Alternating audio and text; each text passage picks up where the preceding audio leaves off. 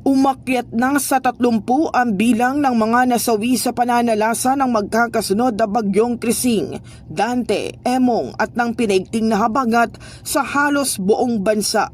Ayon sa National Disaster Risk Reduction and Management Council, 9 sa mga nasawi ay mula sa National Capital Region, 6 mula sa Western Visayas, 4 sa Calabarzon, 3 sa Northern Mindanao, 2 sa Central Luzon at tig-1 sa Mimaropa at Caraga.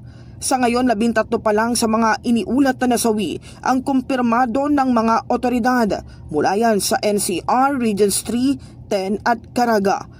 Halos buong bansa maliban sa Eastern Visayas ay nakaranas ng epekto ng malalakas sa pag-ulan. Aabot na sa mahigit 5.2 million katao o halos 1.5 million families ang apektado.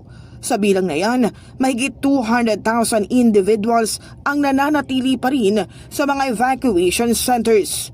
Marami pa ring tulay ang hindi madaanan maging ang kalsada sa ilang probinsya. Patuloy din ang koordinasyon ng national at local government units sa pagbibigay ng tulong. Gumagamit na rin ng air transport ang mga otoridad upang maabot ang mga liblib na lugar. Nakaantabay din ang mga EDCA sites para sa humanitarian assistance and disaster response operations. In the heart of changing lives, ako si Brigada Kath Austria ng 105.1 Brigada News sa Manila, The Music News Authority.